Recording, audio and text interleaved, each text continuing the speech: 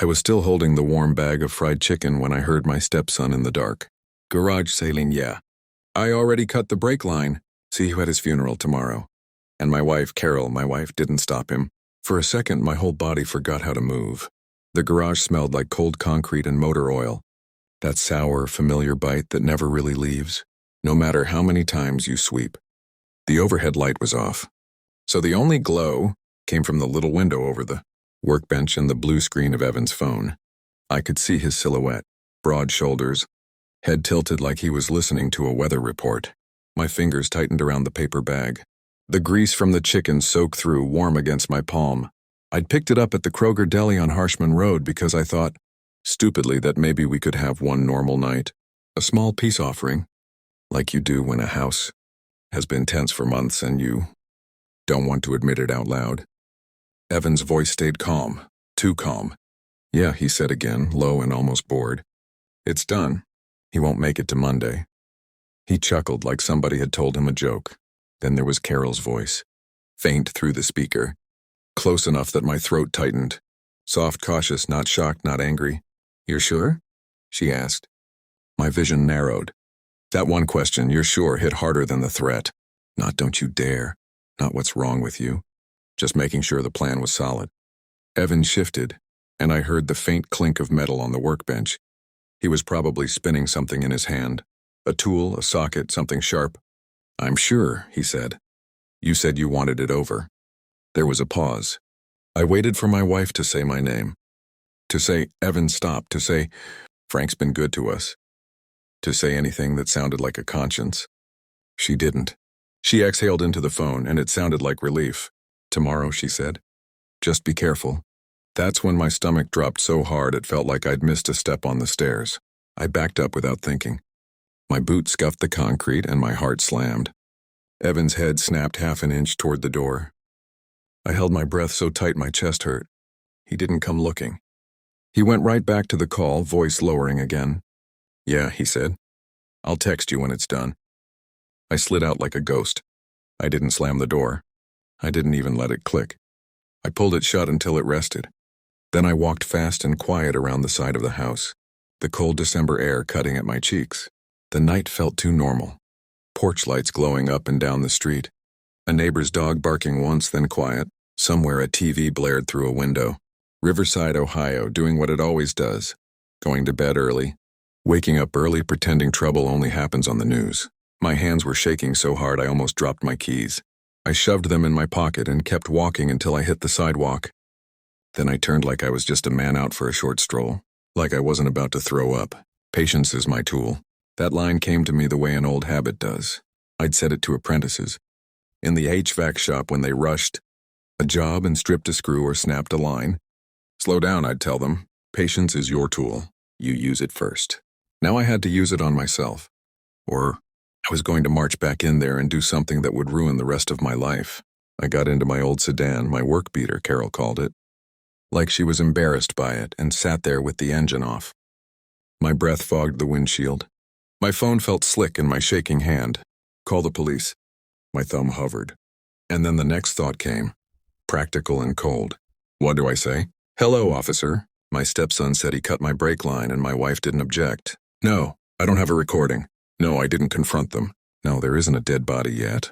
In a small town, a man accusing his wife and stepson without proof turns into a punchline real fast.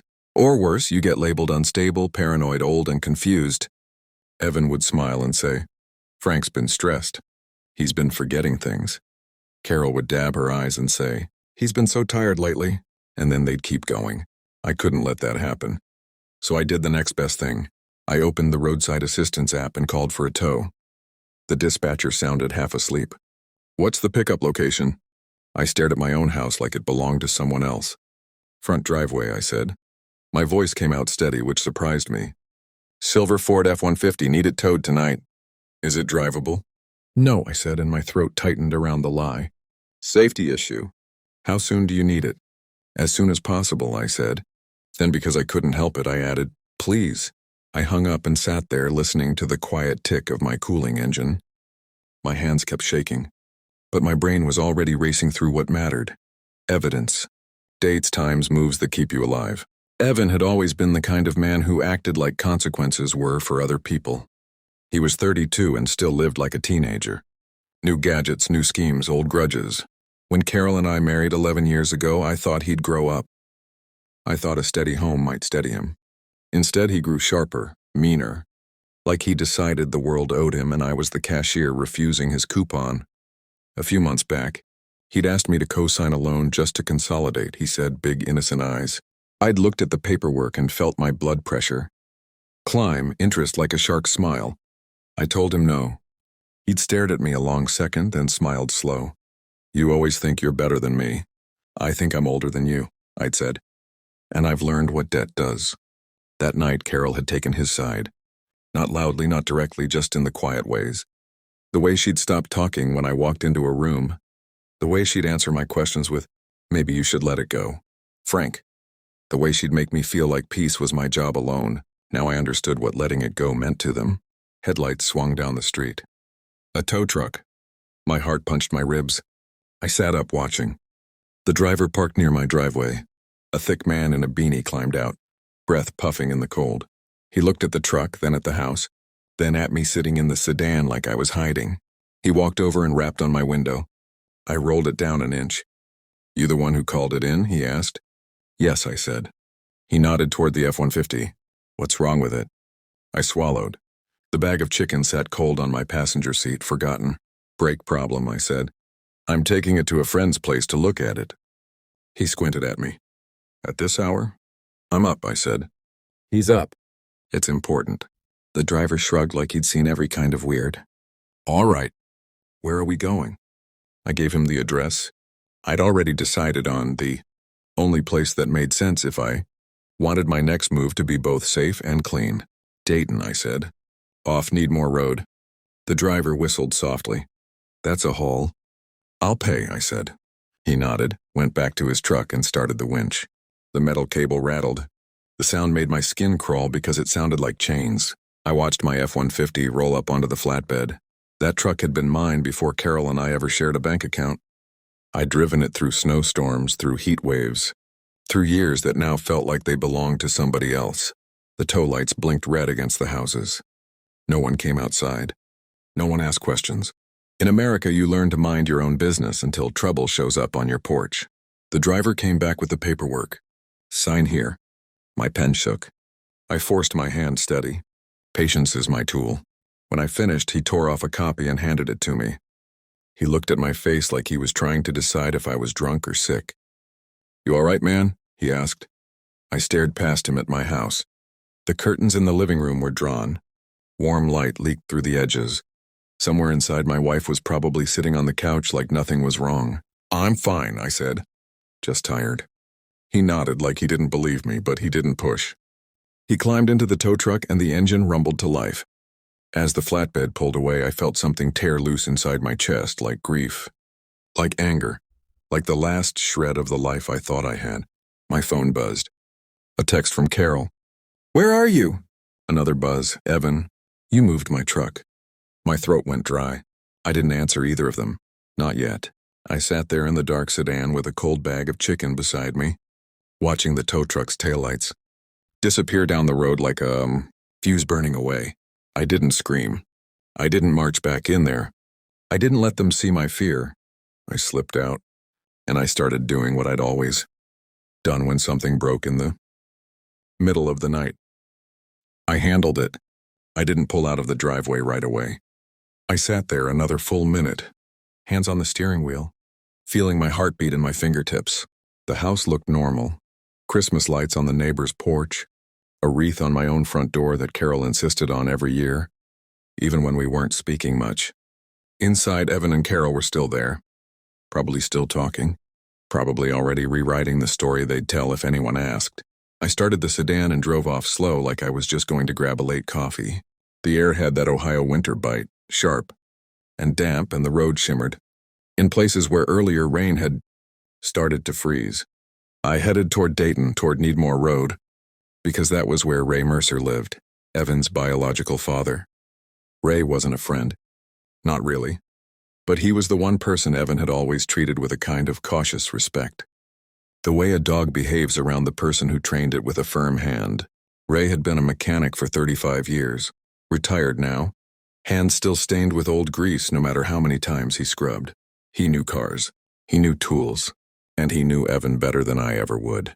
If anyone could tell the difference between a brake line that failed and a brake line that got cut, it was Ray.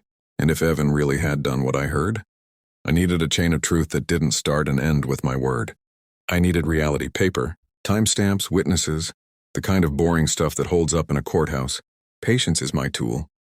The sedan's heater blew lukewarm air that smelled faintly like old dust. My knuckles stayed white on the wheel. I kept seeing Evan's silhouette in that dark garage, hearing the casual way he said funeral like it was a lunch reservation. At the stoplight on Harshman, I looked down at the greasy bag of chicken on the passenger seat. It was ridiculous, this warm, homely thing that was supposed to make a family night feel better. Now it felt like evidence from another life.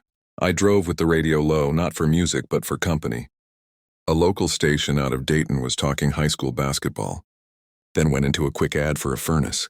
Tune up My Old World, then back to the host laughing about how folks drive like they're angry at the weather. I wanted to laugh. I couldn't. The phone buzzed again. Carol, call me, please. Then Evan again. Where's the truck, Frank? I need it tomorrow. Tomorrow. That word hit like a hammer. I didn't answer. If I answered, my voice would crack. Or I'd say something stupid. Or I'd tip my hand and give them time to change their plan. I kept driving, crossing the Great Miami River, the dark water sliding under the bridge like oil.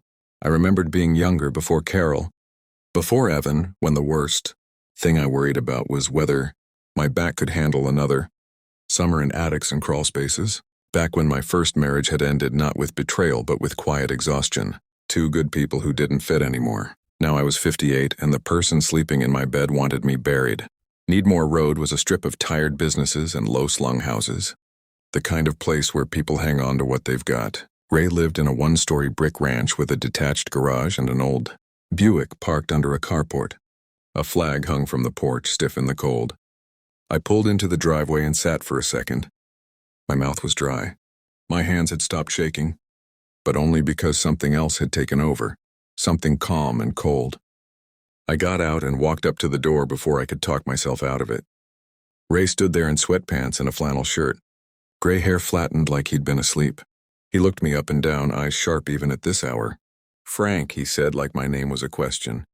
What the hell are you doing here? I need to talk, I said. He glanced past me at the sedan. Where's the truck? On the way, I said. Towed. That woke him up. His eyebrows jumped. Towed, why? Because I don't trust it, I said. I kept my voice steady. Can I come in? He hesitated, then stepped back. You better start making sense. Inside smelled like black coffee and old leather. The living room had a recliner, a small TV, and shelves of framed photos. Evan as a kid holding a baseball bat. Evan at some graduation. Evan next to Ray on what looked like a fishing trip. You'll be the legal owner. Ray's face hardened. Why would you do that? Because, I said, choosing my words carefully, I need a clean line. If something happens with that vehicle, I need it documented who had it and when. Ray's jaw worked like he was chewing on the idea. So you're building a case. I'm trying to stay alive, I said, and my voice went rough on the last word. Ray didn't speak for a moment. Then he leaned forward, forearms on the table. Frank, he said quietly, if you're wrong, if you're just scared and you're dragging me into your marriage mess. I'm not wrong, I said too fast. My heart kicked up again. I forced myself to slow down. Ray, I'm not asking you to believe me. I'm asking you to look. He watched me and I could see the calculation in his eyes. Ray was a man who trusted engines more than people. Facts over feelings. Finally, he nodded once. All right, he said. I'll look. Then he pointed a finger at me. But you listen. If this thing is dangerous, I'm not driving it anywhere. I'm pulling it straight into the garage and putting it on stands. You got that? Relief hit me so hard my eyes stung.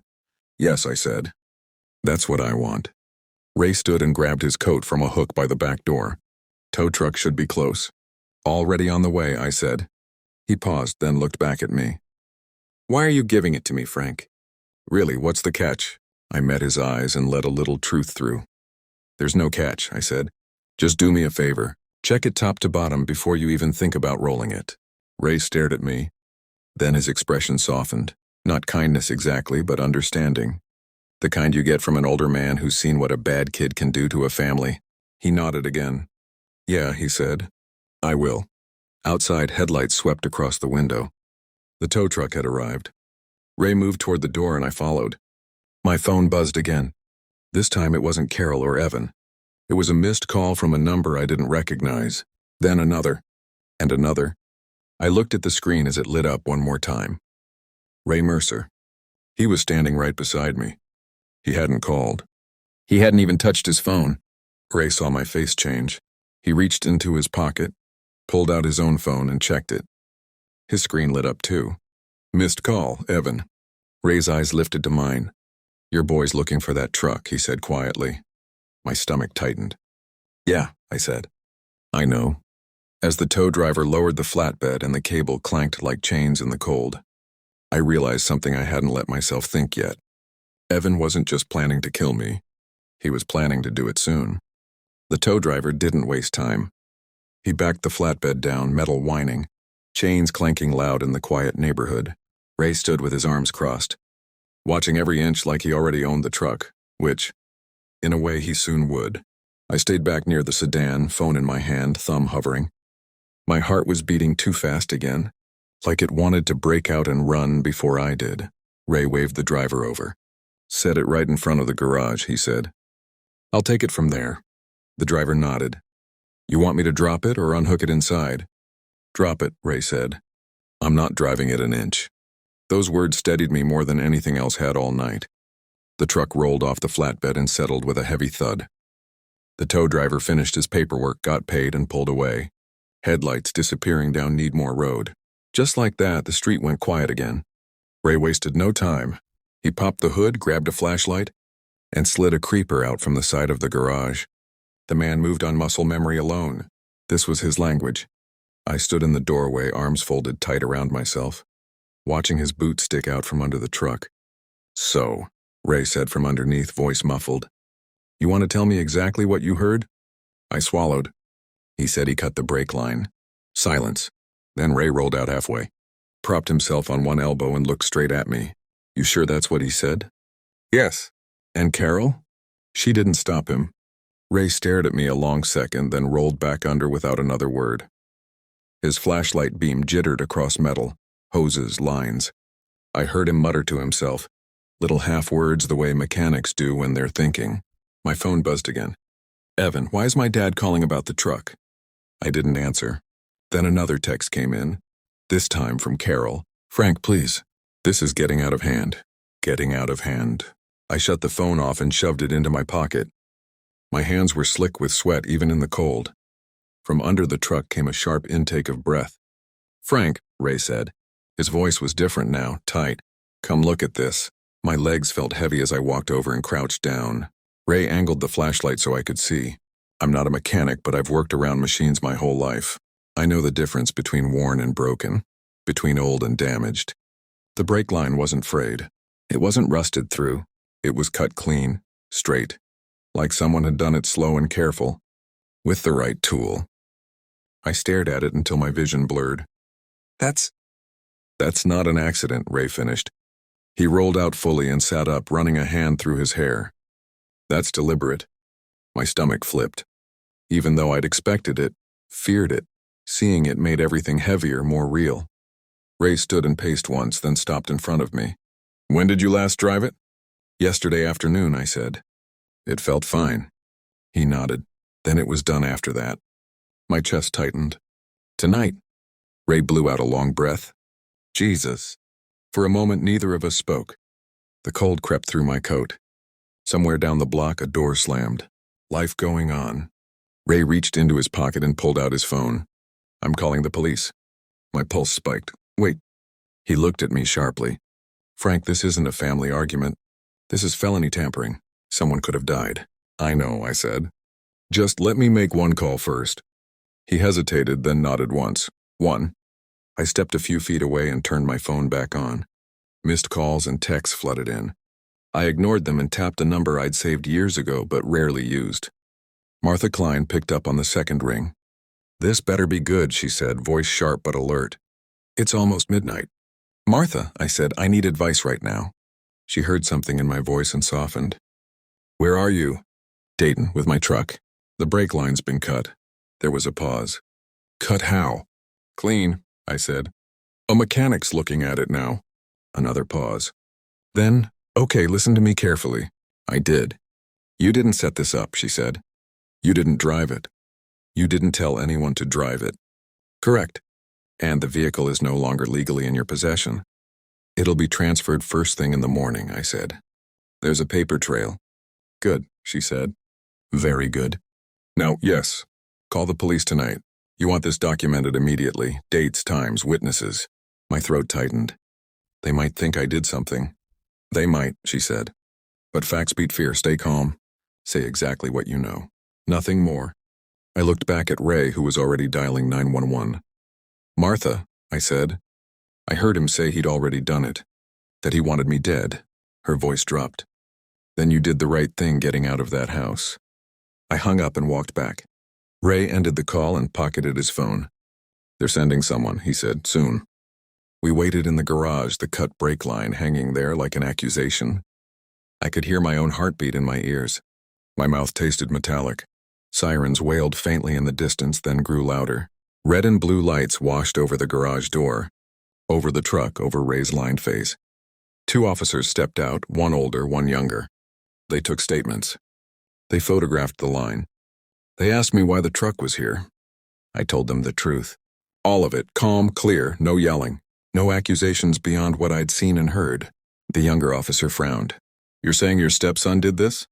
"I'm saying the brake line was cut," I said. "And I overheard him say he did it." "And your wife?" "She didn't object." The older officer wrote that down slowly. They left after nearly an hour, promising a follow-up and promising nothing else. When the garage finally went quiet again, Ray leaned against the workbench and rubbed his face. "My own kid," he said. "Jesus." I sank into a folding chair, exhaustion crashing over me like a wave. My hands were shaking again, worse this time. Ray looked at me. "You okay?"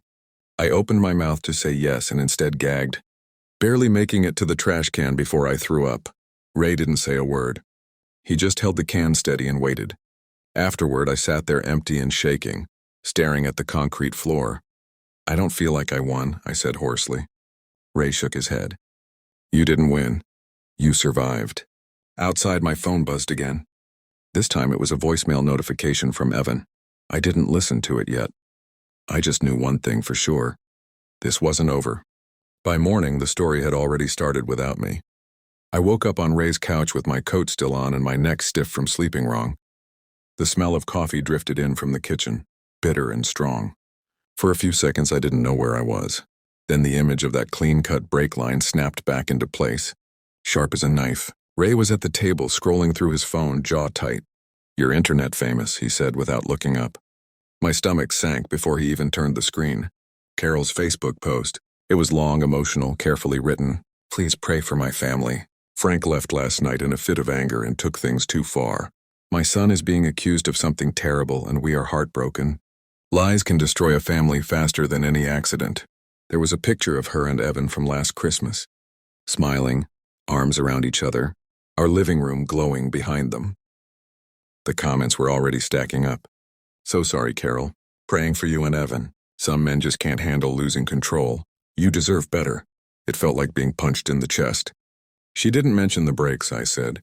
"No," Ray replied. "She mentioned feelings." I swung my feet onto the floor, my head pounding.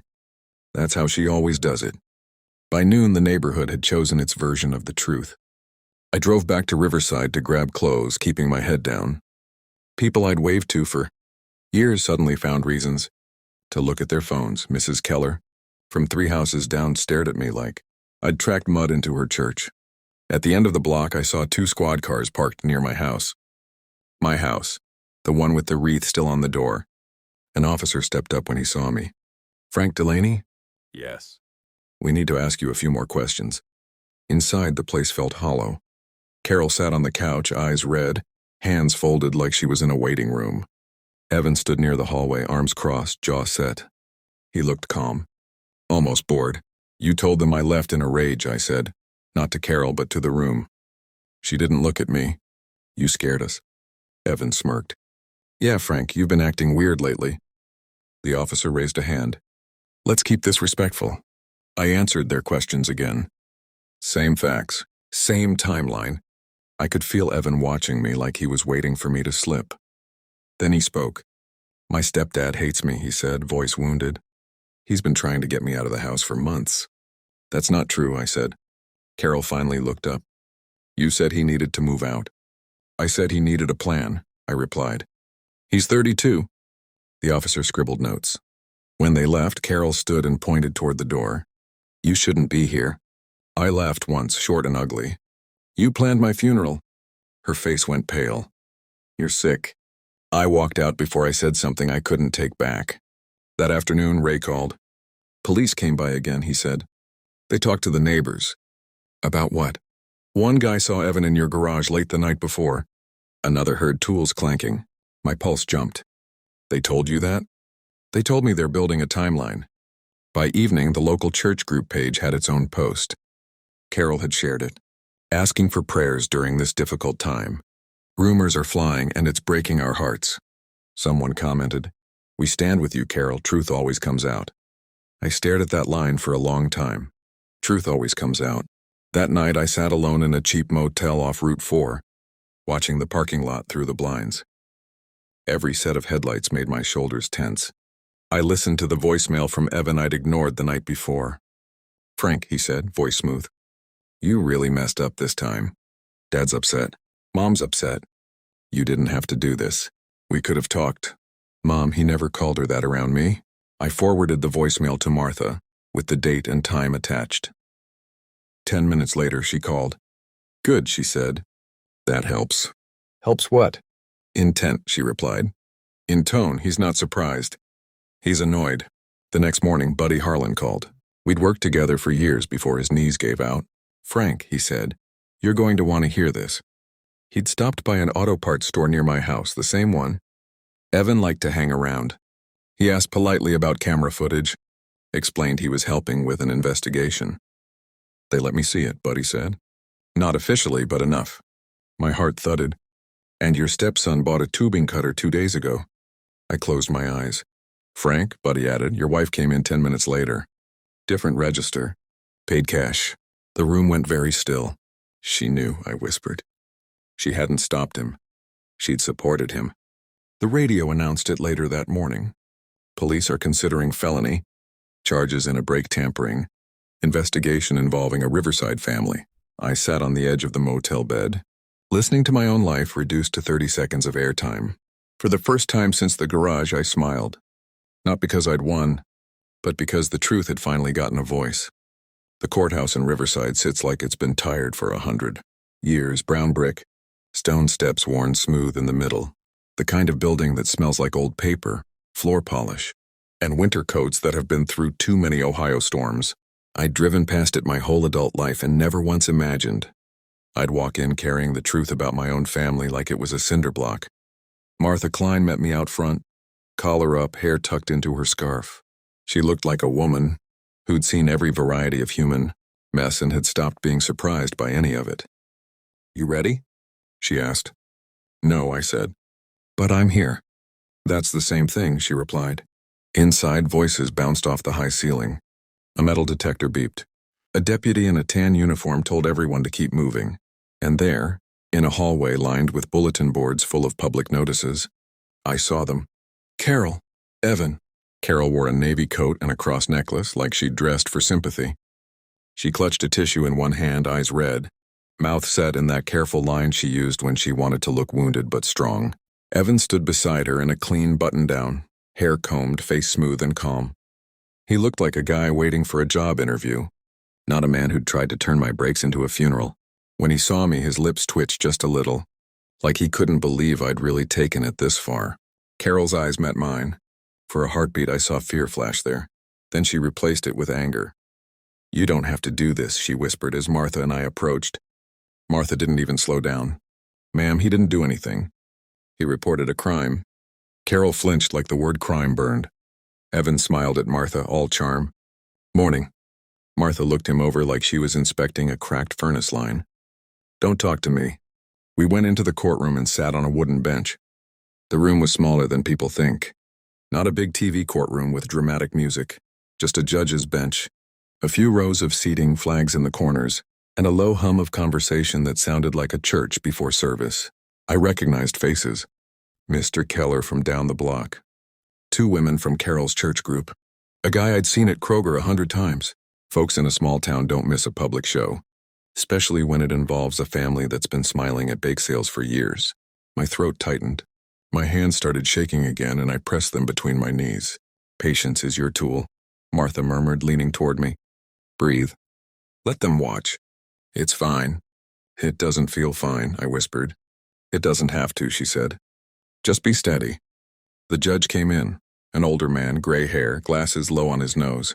He had the face of someone who'd heard every excuse and already knew how most stories ended. Everyone stood, then sat. The prosecutor spoke first. Then Evan's attorney, a younger guy in a shiny suit, stood and began painting his picture. This is a family dispute, he said. A stepfather with resentment. A stepson being scapegoated. A wife caught in the middle. Heat climbed my neck. Carol dabbed her eyes right on cue. Evan stared straight ahead, calm as a statue. Then Martha stood. With respect, she said, voice clear. This isn't resentment. This is a cut-break line. This is a tow receipt. This is a timeline. This is an adult man stating he overheard a plan to kill him, and it's corroborated by physical evidence. The judge peered over his glasses. We're here for a preliminary hearing, he said. Not a sermon, but I'll hear what you got. Martha nodded once. Yes, Your Honor. The prosecutor called the first witness. The technician who'd examined the brake line after police impounded the truck from Ray's garage. He wasn't dramatic. He didn't need to be. He described the cut, clean, straight. Not corrosion. Not where a tool cut. The judge nodded slowly as if he'd expected nothing else. Evan's attorney tried to shake him. Is it possible, he asked, that the line was damaged by road debris? The technician blinked like the question annoyed him. A clean cut at that angle, no. Is it possible it was an accident during maintenance? The technician leaned into the microphone. Then someone accidentally cut a brake line clean through and didn't notice. That's not maintenance. That's negligence at best. The judge scribbled something and murmured, or something else. Next, the prosecutor played Evan's voicemail, the one I'd forwarded to Martha. Evan's voice filled the room smooth as oil. You really messed up this time. I watched the faces in the audience. A few heads tilted. People recognized that tone. Not fear, not surprise. Annoyance, control. When it ended, Evan's jaw tightened for the first time. Martha stood. Your Honor, we'd like to call Mr. Delaney. My legs felt like wood as I walked to the stand. I raised my right hand, swore to tell the truth, and sat. The microphone was too close, making every breath sound loud in my own ears. Across the room, Carol stared at me like I was an enemy. Martha's voice was gentle when she began. State your name and age for the record. Frank Delaney, I said. 58. And where do you live? Riverside, Ohio. Mr. Delaney, in your own words, tell the court what happened the night you called for the tow. I swallowed. My mouth was dry. The room was silent enough that I could hear someone's coat zipper. I'd stopped at Kroger, I said. Picked up fried chicken. Trying to have a normal night. A few people shifted. That detail did something, made it human, not just legal. I came in through the garage, I continued. The light was off. I heard Evan. I cleared my throat. On the phone. I heard him say, yeah, I already cut the brake line. See you at his funeral tomorrow. My voice cracked on the last word. I hated that it did. But it was real. Martha nodded, steady. And who was he speaking to? I looked at Carol. I didn't want to, but I did. My wife, I said. Carol. Carol's head jerked. She leaned toward her attorney, whispering urgently. Martha's tone stayed even. How do you know it was her? I heard her voice, I said. 11 years. You know a voice. The prosecutor asked, did she object? That tightness came back in my chest. The same one from that night. No, I said. She asked if he was sure. A murmur rippled through the courtroom, soft and startled, like wind through dry leaves. Carol's face went pale. Evan's attorney jumped up. Objection, hearsay. The judge raised a hand. Overruled for the purposes of this hearing. We're evaluating probable cause. Martha leaned in. What did you do next, Mr. Delaney? I left, I said quietly. I didn't confront him. I called a tow truck because I didn't want to drive the vehicle. Why did you have it towed to Mr. Mercer's residence? Because Mr. Mercer is a retired mechanic, I said. And because I wanted someone who knows cars to look at it before anyone could claim. I imagined it. The judge's eyes flicked to Ray sitting in the back row. Ray nodded once, tight-faced. Evan's attorney stood for cross-examination like a man itching for a fight. Mr. Delaney, he began, isn't it true you've had conflicts with Evan? Yes, I said. Isn't it true you wanted him out of your home? I wanted him to be responsible, I said. He's 32. Isn't it also true, he pressed, voice rising, that you transferred a vehicle with a dangerous defect to Mr. Mercer? A jolt of anger ran through me. Martha's hand lifted slightly, calm. I told Mr. Mercer not to drive it, I said evenly. I asked him to inspect it before it moved. Ray's voice came from the back, low but clear. He did. The judge rapped his pen on the desk. Mr. Mercer, you'll wait to be called or you'll be removed. Ray went quiet. Evan's attorney pressed on. But you didn't tell the police immediately, did you? You didn't call 911 from your driveway. I called a tow, I said. Then my attorney. Then the police were called the moment a cut was confirmed. He smirked. Convenient. I met his eyes. Staying alive is convenient. That earned a few quiet, surprised chuckles from the benches. Not laughter, just that restrained Midwestern sound people make when they're trying not to react. The attorney shifted tactics. You're claiming your wife was part of this. That's a serious accusation. I'm not claiming, I said. I'm telling you what I heard. And yet, he said, you have no recording. Martha stood. Your Honor, may I? The judge nodded. Martha turned slightly, addressing the court like she was laying out a blueprint. We have physical evidence of a deliberate cut. We have a timeline placing the defendant near the garage. We have voicemail indicating consciousness of action. We have witness statements. And we have store video documenting the purchase of a tubing cutter. The prosecutor added, including payment records showing Ms. Delaney was present at the store. Carol made a sound, half gasp, half choke. Her head snapped toward Evan. And for the first time her face wasn't controlled. Snorts, it was naked confusion and fear. Evan didn't look at her. He stared forward, jaw working. Carol whispered, Evan, what did you do? He hissed under his breath, shut up. That was the moment. Not the cut brake line, not the voicemail. That two-word snap, shut up, like she was a problem, not a person. Like she existed only to keep the story clean. The judge leaned forward. Mr. Mercer, you are the owner or soon-to-be owner of the vehicle? Ray stood. Yes, Your Honor. And you examined the brake line? I did. And in your professional opinion, it was... Cut, Ray said, voice thick. Clean, on purpose. The judge nodded slowly, then turned his gaze to Evan. Evan's attorney tried to regain footing. Your Honor, we maintain this is a... The judge held up a hand flat as a shovel. No. The room went still. He looked down at his notes, then back up. A mechanical coincidence? He repeated the phrase like tasting something sour. With a cut that clean? Next, you'll tell me the truck performed surgery on itself. This time people did laugh. Quiet, sharp laughs, the kind that break tension in a room, full of older folks who'd been holding their breath. Evan's face flushed. Carol began to cry real tears now, not the staged kind. She covered her mouth with her tissue and shook her head over and over, like she could undo what she'd allowed. I didn't know he'd really do it, she whispered. I stared at her. My voice came out low, tired, and honest. You didn't stop it, I said. You let it breathe in our house. The judge's gavel wasn't dramatic, just one solid knock. Based on the evidence presented, he said, this court finds probable cause. No contact order is issued. Defendant will be held pending further proceedings. Evan's attorney whispered urgently to him. Evan stood, hands clenched, eyes burning. As the deputy moved in, he finally looked at me, not with sadness, not with regret, but with hatred. For a second, my knees threatened to buckle, not from fear of him now, but from the weight of seeing the truth of a person so plainly. Ray shifted beside me as if he'd step between us if he had to. Carol's crying turned into a quiet, broken sound. I just sat there, breathing, feeling the courtroom air fill my lungs like the first real breath I'd taken in days. When it was over, I walked out into the cold Ohio sunlight. It hit my face pale and weak, but it was light all the same. I didn't feel victorious. I felt alive. I thought the courthouse doors would feel like an ending. They didn't. They felt like a door you walk through and realize you're still standing in the same storm, just on a different side of it. Outside, the wind cut across the steps, snapping at coats and making people hunch their shoulders. A couple of church ladies who'd been in the courtroom avoided my eyes. One woman, whose groceries I'd once helped carry when her husband was in the hospital, whispered to her friend and turned away as if I were contagious. Ray stood beside me, hands jammed in his pockets, staring out at the parking lot like he wanted to punch something and knew he couldn't. Martha came down the steps, quick and purposeful. "Don't go back to the house," she said. Immediately. "I wasn't planning to," I replied. "Good," she said. "No contact means no contact. Let law enforcement handle Evan. Let the divorce attorney handle Carol."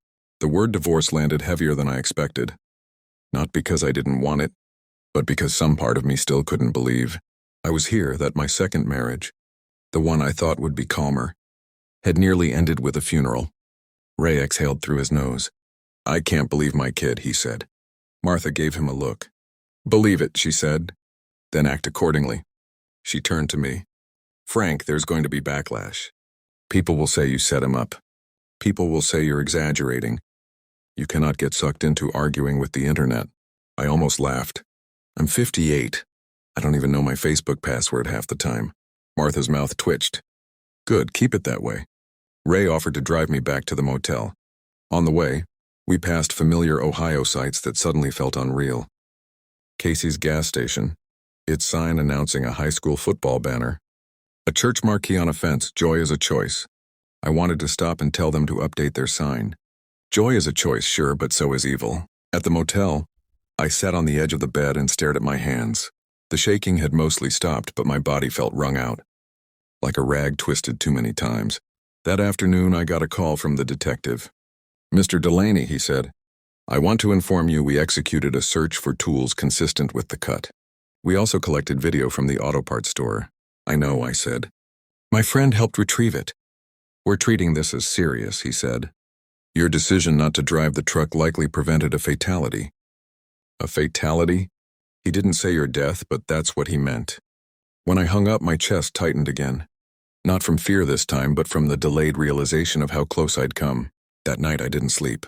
Every time I closed my eyes, I saw the garage, the dark Evans phone glow, Carol's voice asking if he was sure.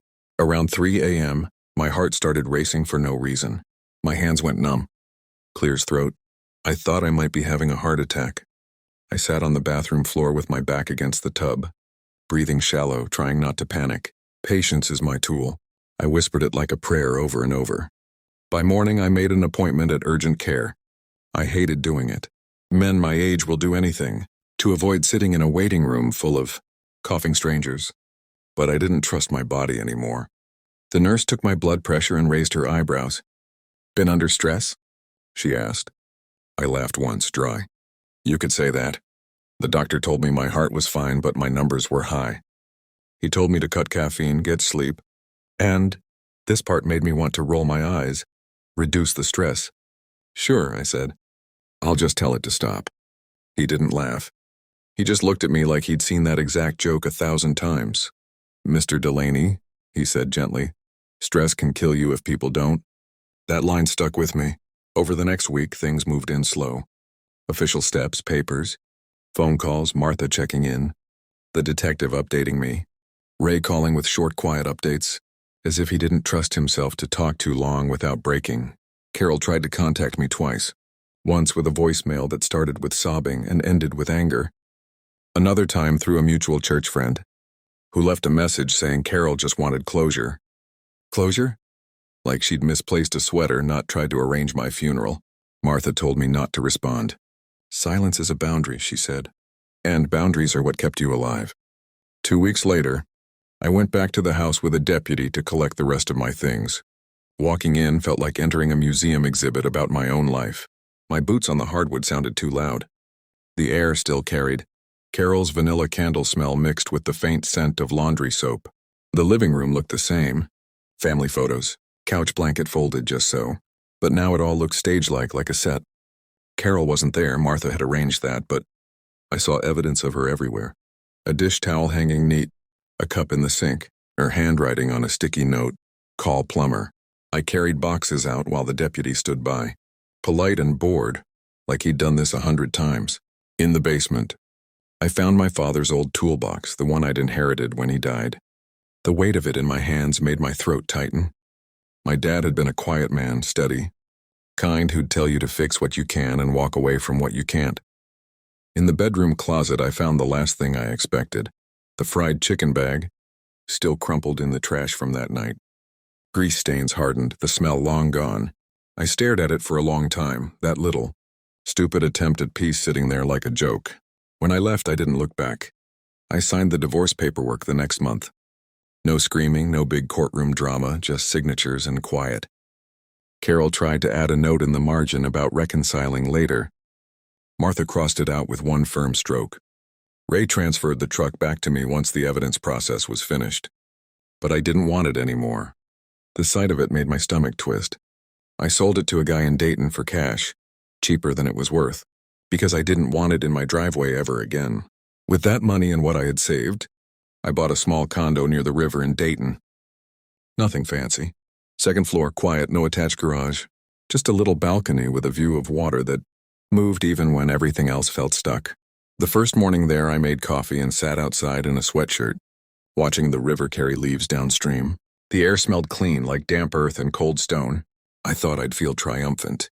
I didn't. I felt tired. I felt older than 58, but I also felt something else. Something I hadn't felt in a long time, safe. Not perfectly safe, nothing in life is, but safe. Enough to breathe without tasting fear. A week after I moved in, I took a small portion of the money from the truck and donated it to a local program that helps victims of domestic violence and supports safe exit plans. I didn't do it to be a hero. I did it because I kept thinking about how many people hear threats in their own homes and have nowhere to go. When the receipt printed, I stared at it and felt my eyes sting. Justice isn't watching someone die. Justice is watching the truth stand up when you couldn't. That evening, I got one last message from a number I didn't recognize. It was short, "You ruined everything." No name, no signature. But I knew. I deleted it without replying. Because the real revenge wasn't a clever speech or a dramatic punch. It was refusing to play their game anymore.